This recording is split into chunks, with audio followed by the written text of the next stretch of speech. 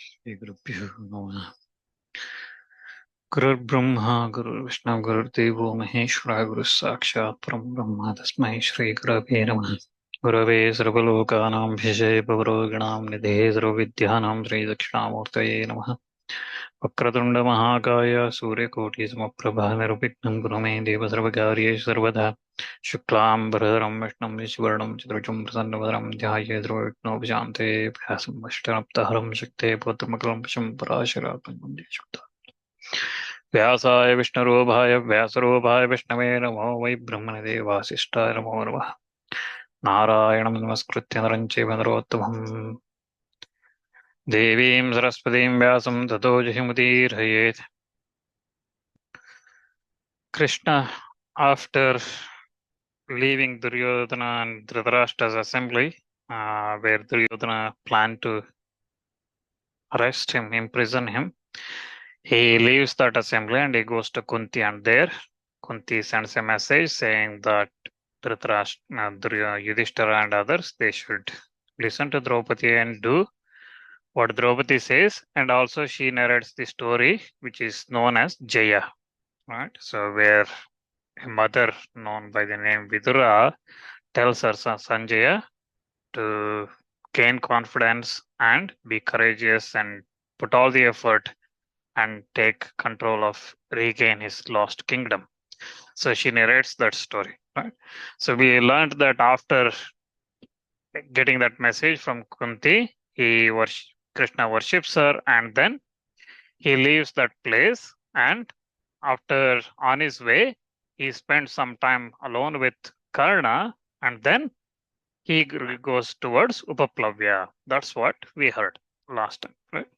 So now we look forward what happened. So as we know, when Krishna left that Dhritarashtra's assembly, after his showing his divine form to Drona, Bhishma, Vidura, Sanjaya, and the rishis assembled there, he left that assembly, and all the kings and everybody blindly followed him, right? So they, without their knowledge, they followed him. So they were there when Kunti was narrating this story and the message she was giving, and hearing that message there, Bhishma, Drona, they spoke again to Duryodhana. They said again, they tried to convince him, saying, did you hear all that Kunti has said? All those words she said, which is alliance with Dharma, Artha, and with the scriptures, it Shastra and everything it aligns. And now you have made them suffer so much, and now Arjuna has got all the weapons in the world, all the three words, whatever the weapons that's there, he has all those things. And to support him, there is that inexhaustible quivers, arrows as well he has got, and he got that chariot from Agni, and he got also those banner, right, which was created by Vishwakarma himself. That ape banner is there, and then Nakula Sahadeva are there belong with him alongside him, and then Vasudeva himself is there, and Yudhishthira will not forgive you for your mistakes. So you have witnessed that we at Virata War, Arjuna alone defeated us, and he destroyed Nivata Kavachas and Hiranyapura and all those things.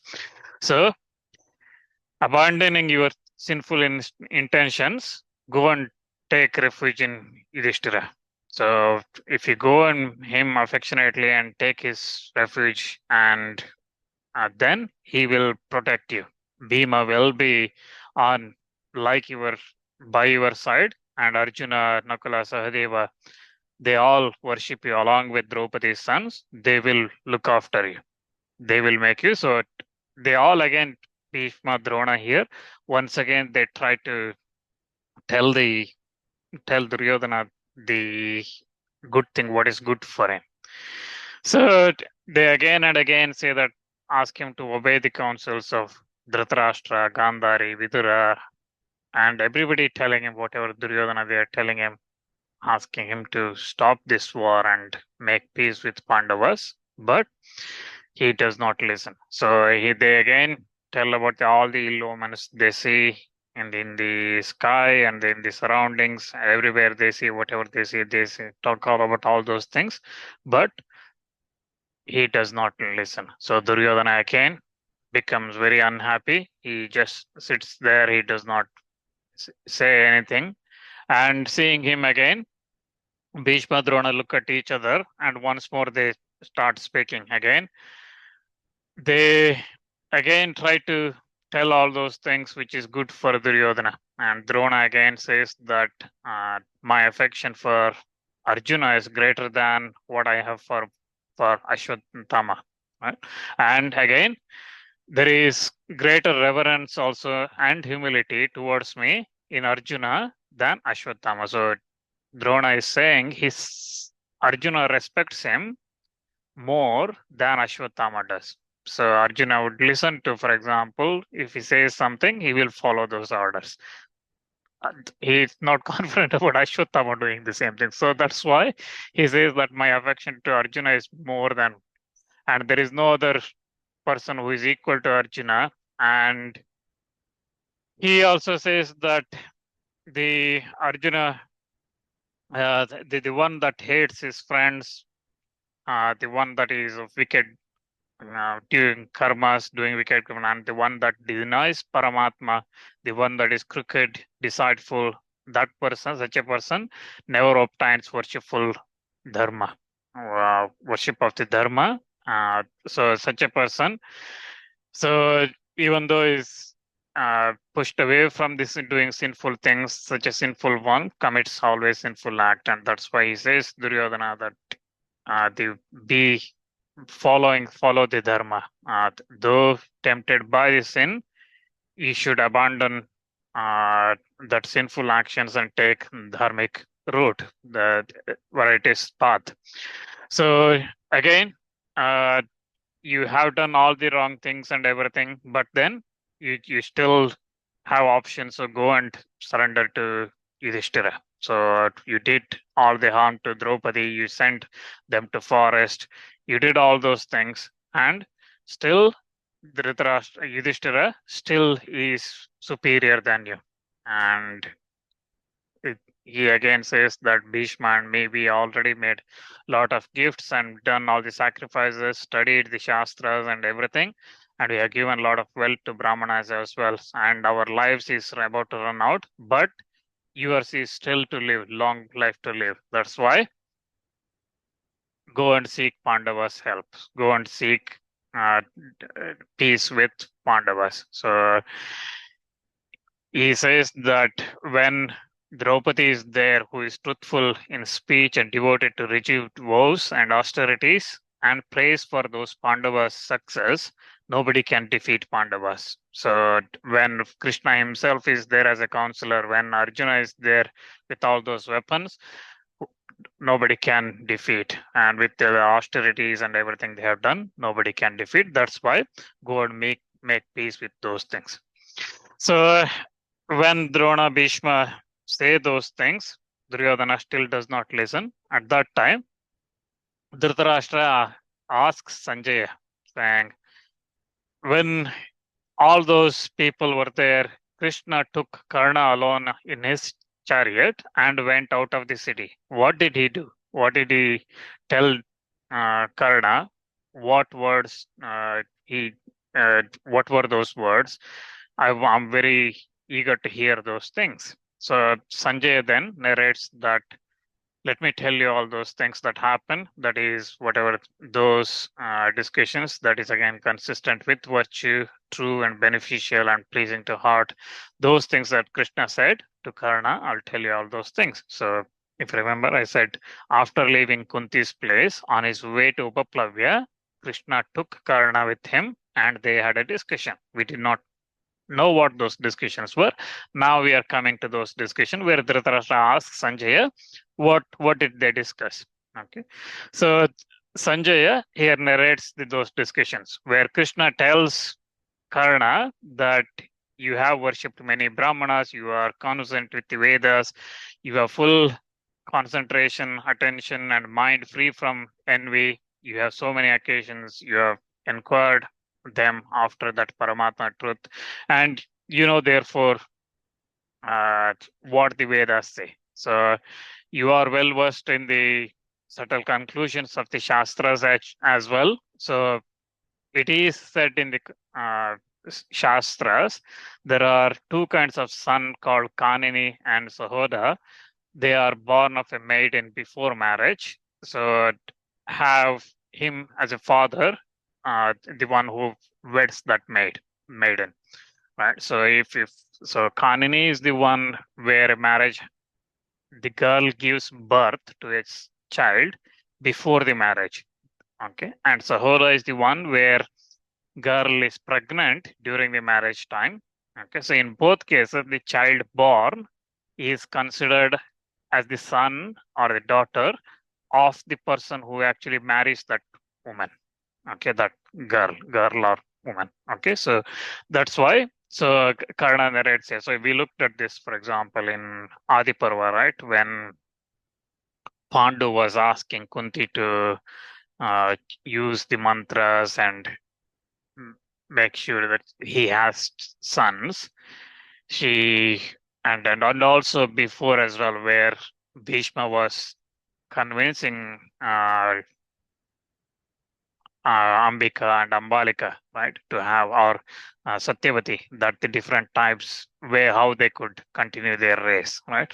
So at that time, how they could have children. So Pandu, for example, at that time in Adipurva, we looked at describes 12 ways one could have a son. All right, one could have children. So they are Swayam Jataha Pranitasya Tatsama Putrika Sutaha Paunar Kaninah Bhaginyam Yascha Jayate Dattaha Kritaha Kritrimascha Upagachet Swayam Cha Sahodo Jnatiretascha Hinayoni Tritaschaya.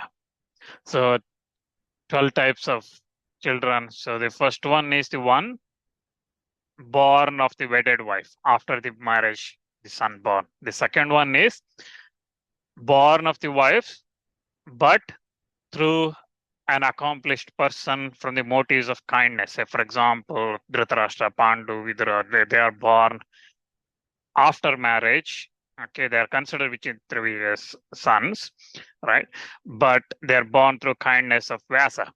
The third one is we're born to the wife through monetary considerations, where you pay someone and or something, you give something to somebody, and then through the wife you have through another person you have a son. You through in your own wife's son, and then the fourth one is the son born upon wife after husband's death. So there are certain instances where son is born through brother-in-law and things like that. Some instances it's allowed, only exceptional cases. So those are this one. And the fifth one is what we just said, Kanini, where it's a son born before marriage. Okay, and you marry that girl, and so that means you marry girl uh, with her son. The sixth one is son born of an unjust wife. So she was not she unjust. She was not loyal to her husband. The seventh one is a son is given. So somebody gives a son, and the eighth one is the son bought. Okay, from another child you purchase, and the ninth one is a son is self-given. So that's one gets a son, and then the 10th one is the son received with a pregnant bride, which is again what we said, Suhoda. Then the 11th one is a brother's son. The 12th one is the son born to a wife of lower class. So Shudra and other things. So that's the option. So there are 12 different types of sons born. Here Krishna is saying that the Shastras, there are two kinds of son, Kanini and Sahoda, where even though child is born to a maiden, it is considered still the married person, the man is considered as the father of that child, even though it's conceived or born before the marriage. So you, Karna, is born in this way.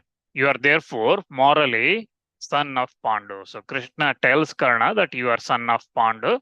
Because of that, come and be the king according to Shastras. Because you are the eldest, you become the king. So come and join Pandavas. So on the your father's side, Pandu's sons, you have Kunti's sons and Matri's sons. Okay. On the mother's sides, you have Rishni, so Yadavas and everybody. So all I am there as well. So on your mother's side.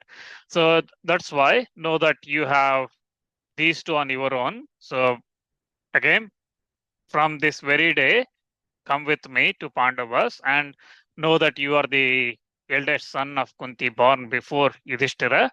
The brothers of all the five brothers, Pandavas, the sons of Draupadi, Subhadra's son, Abhimanyu, everybody will touch your feet and they will worship you as the eldest.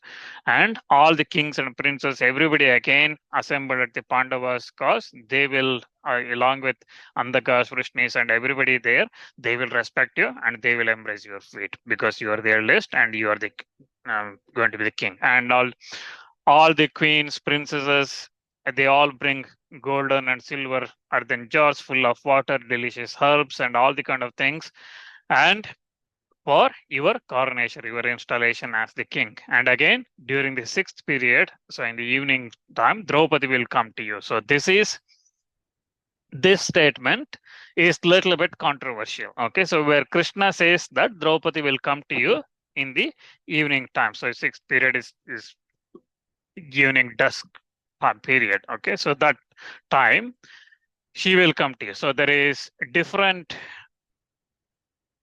views on these statements. Okay, so one, you could, there are different meanings. Okay, so one, you could say that Krishna is offering Draupadi as a wife to Karna here. Okay, which is unlikely. Okay, knowing how Krishna treats Draupadi and how he looked after her, that statement could be just simple, easy translation. Okay, that's the view. So that's unlikely. The second view is where it is said that Draupadi will come to you means normally, because if you look at the previous statement, which talks about Karna's installation as a king, okay, his Rajyabhisheka. So as part of the Rajyabhisheka, the eldest, the housewife in that family, okay, the Sumangali in that family, she will bring all these auspicious things to the person, okay, to the king. So here, the interpretation, the logical thing is to say Draupadi is coming there because that installation normally happens in the evening time, okay, in the science Sandhya time. So that's why she will come there with all those auspicious things along with the other princesses, queens, and everybody of the household, Pandava household. So that's probably is the right meaning here. But again, knowing how Krishna acts, he probably said this in two meanings. Okay.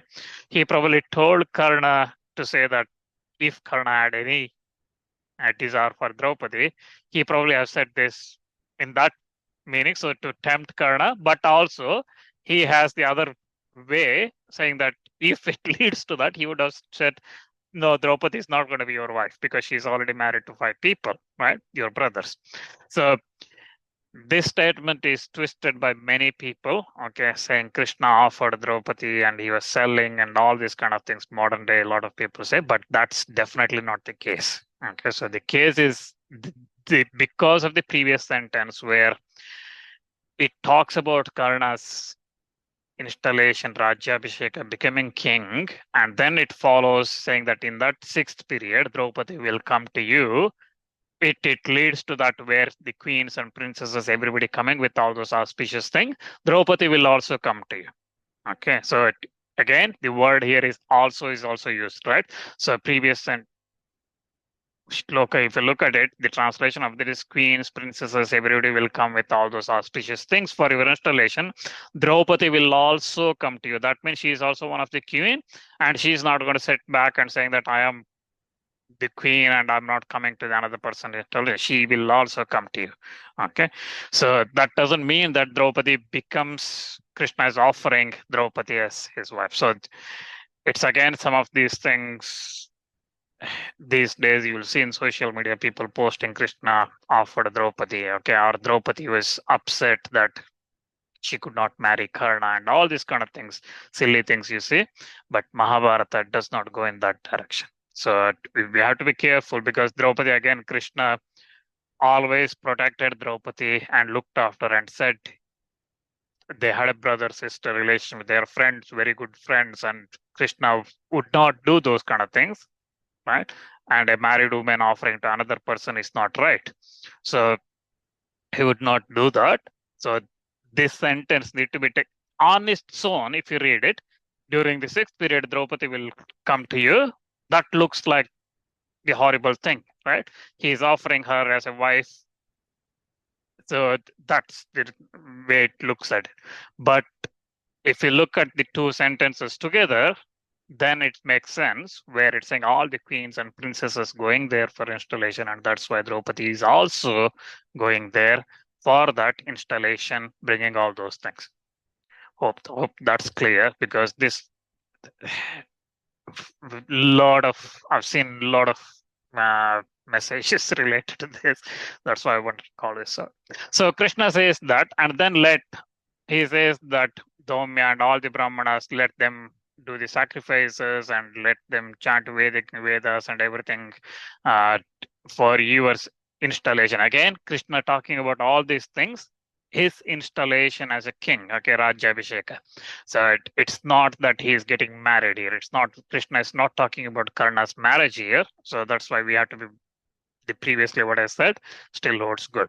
So again, Pandavas, he talks about all those good things, and then he says that let Yudhishthira be your under you, let him look after all the things, and he will be holding in his hand the chamara, the fan, and fanning you. Let that Yudhishthira be there. He will ride behind you. In the same chariot. So that means he is not front. Okay, so he is the king is front and is behind you.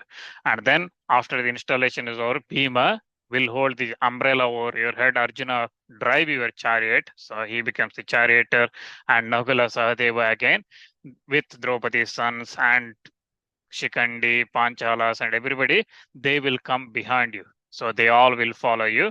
Again, I myself with Andhaka, Vrishnis, and everybody will walk behind you and enter all the Yadavas and everybody that assemble there. All those with your relatives, they will all come and so come and enjoy that sovereignty with your brothers, the Pandavas, and Japas, Homas, and all the auspicious, and let them all those things takes place in your honor. So again, he says that again everybody will worship you, and everybody will say victory to Vasusena. So surrounded by the Pandavas, you rule the entire earth. So that's why let this brotherly thing, union between you and the other brothers of Pandavas begin today. So come with me.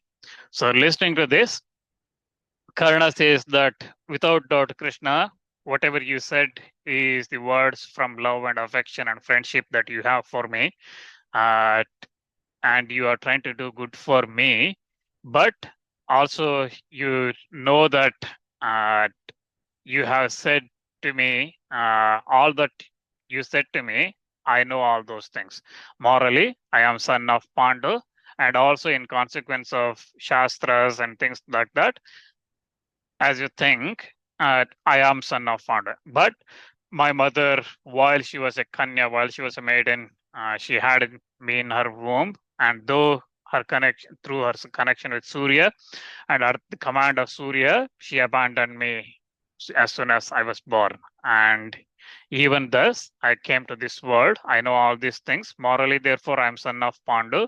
Kunti, however, abandoned me. Without thinking about my welfare, she abandoned me.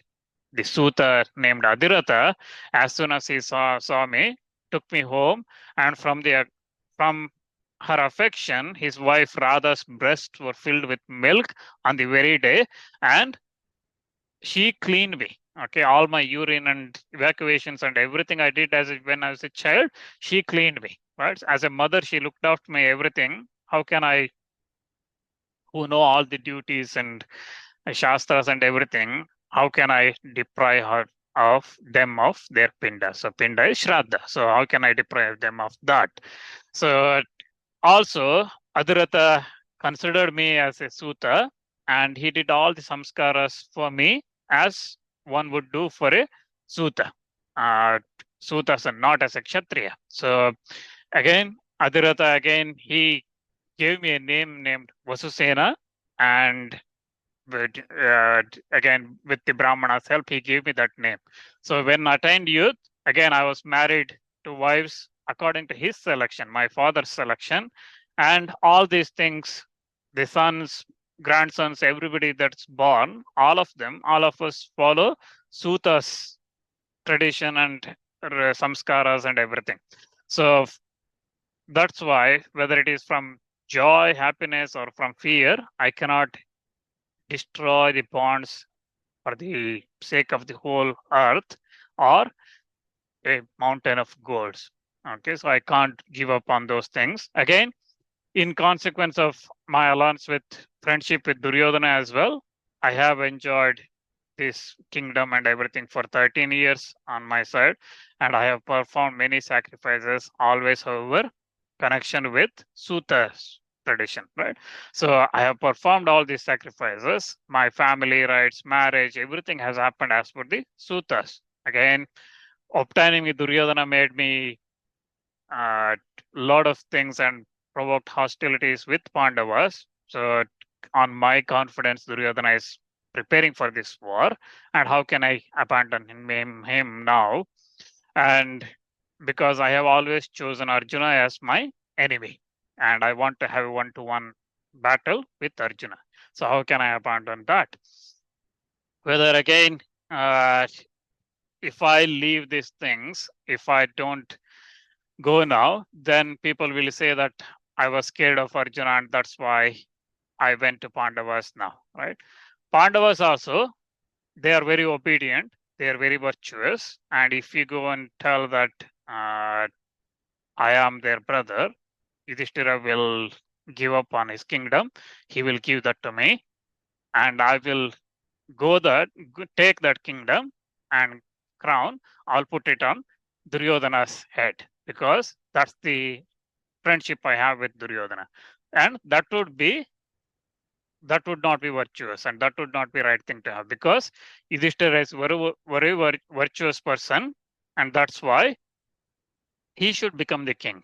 And Bhima, Arjuna, Nakula, Sahadeva, they all, with their help, Yudhishthira is the one who is fit to rule the entire earth. So Karna is again here saying, even though he's supporting Duryodhana, he thinks the Yudhishthira is the right person, and that's why he says, you should not tell this to the discussion we are having. You should not tell this to Pandavas. Keep it secret between us. Again, Drishtadyumna, Satyaki, all those things, they are all devoted to truth, and they will all again, Kunti Boj and everybody that assembled there, all of them, they are assembled. They would like to see Yudhishthira as the king, and that's why it's this entire war has already been won by Yudhishthira. The great sacrifice is going to happen in that battlefield in Kurukshetra. Arjuna is going to come there and he becomes the Hotri. Gandiva, with Gandiva, has become the sacrificial ladle, so the one through which you pour the ghee into that, and all the strength of all the warriors becomes ghee that's going to be consumed. The weapons like Indra, Pashupata, Brahma, all these weapons released by Arjuna, they become the mantras. So Hotri is the Rigveda, or the one who does in the sacrifice. You will see Hotri, Udgata, Hotri, Advaryu, Udgata, Brahma, and things like that, different roles assigned. Okay, so Hotri is the one who initiates the sacrifice and also invokes the Devatas and is the Rigveda one. Okay, so again, so they will do that, and then again, so he talks about that Kurukshetra, what's going to happen, right? So there will be Bhima who will be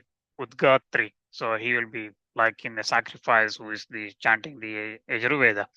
And Yudhishthira will be engaged in japa and homa. He will be himself like a Brahma. So in a Brahma, in a sacrifice, Brahma, the person assigned in a sacrifice role of a Brahma he should have complete knowledge of that sacrifice, and he should keep an eye, make sure that all the people, all the priests assembled in that sacrifice followed and do the sacrifice as per the rules. Okay, so that's the uh, role of the Brahma.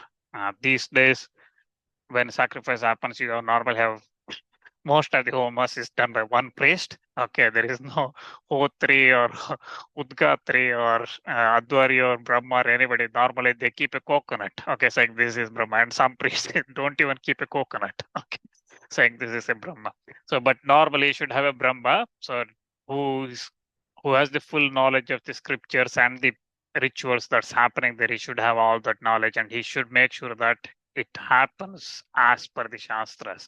Okay, if any mistakes, he calls out those things and things like that. That should happen, Brahma.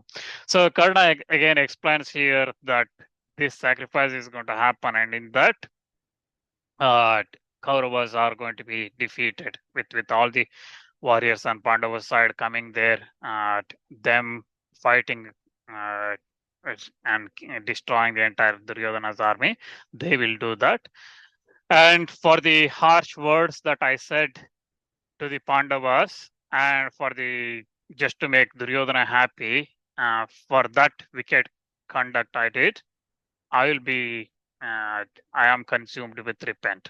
So Karna expresses his regret of saying all those harsh things in that Sabha, Dyuta Sabha, where he talked to Draupadi and also Pandavas, and also when Pandavas were leaving for the forest, he talked also. He says, I did all those things for the gratification of Dhritarashtra's son Duryodhana, right? And those conduct of mine are wicked. So that's not uh, something I'm proud of, and I regret all those things. So he says that, and because of that, when you see uh, Arjuna killing me, then this Homa's conclusion will start, and then finally Bhima will, at that time, Drishtadyumna and Shikandini, they will kill Drona and Bhishma, and finally Bhima will kill Duryodhana. At that time, this sacrifice will be concluded. This sacrifice in Kurukshetra will be concluded. So when all the wives of Dhritarashtra's son, they assemble together and losing all their sons and husbands and everything, they start crying with Gandhari among them. That time, the final bath will take place. So normally here Karna is comparing. So when the sacrifice happens, at the end of that, there is a bath, sacrificial final bath. Here, what he is saying is because of death, you take a bath, right? So it is that bath is equal to this. So in this sacrifice, where the battlefield is the your sacrificial ground, so the bath is actually their tears and things like that. Their shraddha they perform. That's the bath is equal to that's what going to happen. So again, he says that this Kshatriyas, all of them will perish in this, and that Kurukshetra. So as long as uh, uh, this hills and everything will lost, so long these achievements will lost. Again, Brahmanas will recite great war of this Bharatas for long time, and the fame of this will achieve among the Christian Kshatriyas all along. So, but keeping this in mind, so bring that Arjuna before me in the battlefield, keeping our discussions very secret. So Karna says, hearing this, Krishna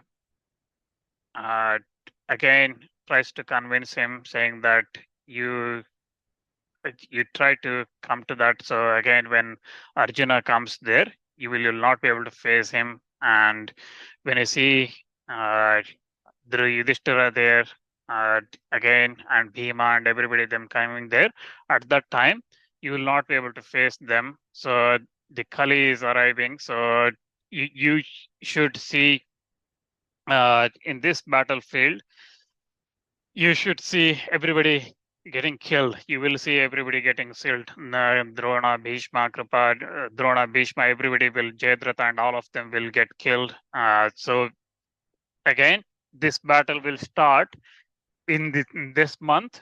Uh, Again, there is a lot of debate on when actually Mahabharata war happened. Okay, Mahabharata itself does not give a clear indication which month it started. Okay, but a clear date or a clear statement on which month it started. But it says that it's a pleasant month. Okay, where it is not too hot, it is not too cold. So uh, we could think that it is just of the rainy season. So it says that just of the rainy season. So there is food, drink, fuel, everything is abundant now, and herbs are growing vigorously. So that means just of the rainy season. And say waters, everything is nice in this state. Weather is neither too hot or not too cold. It is pleasant. And 7 days after, there will be a new moon. So Amavasya. So there will be new moon. Let the battle commence at that time. So on that day, we will start. So again, using these conditions, these days they do a lot of astrological calculations to see when actually war started. Okay, so if you go back, they look at the okay when the eclipses happen, because again, when we talk about the ill omens that's coming through on the sky and things, Mahabharata explains these eclipses came and all those kind of things, right? So they'll look at that and say, okay, this started on this date. But then again, we hear these eclipses and things like that many times as ill omens. Okay, shown here in Mahabharata, whether this actually happened or whether that's just signs of somebody experiencing those things, it's very difficult to say. Again, so uh, Krishna and Karna discuss like that. So Krishna sets the date saying that in 7 days after the Amavasya, this battle, let this start. So having said that, so Karna and agrees that this battle will start where everything will get destroyed, and this all the Duryodhana and everybody will proceed, will die in that battle. Karna agrees to that. So again, Karna explains all the ill omens that's occurring at that time. So Shaneshwara afflicting Rohini, Angarika going towards Jeshta, and all the Rahu going towards Surya. So that's again eclipse.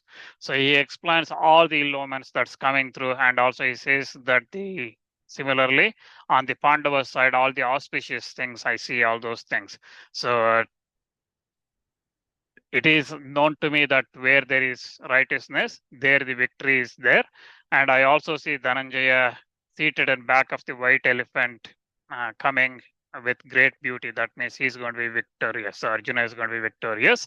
I have no doubt that Krishna, that in this battle you will kill Duryodhana. I saw Nakula, Sahadeva, everybody, Satyaki, and everybody uh, winning and killing all the warriors on our side. So among the soldiers again, only Ashwatthama, Kripa, Kritavarma were seen by me as the survivors on Duryodhana's side. Krishna agrees that what he says is true. Almost everybody will be killed in this battle. So with that, having spoken like that, so they agree to depart, and then Karna and Krishna embrace each other, and then Krishna heads towards Upaplavya. So we'll take a pause there and look at what happens next time.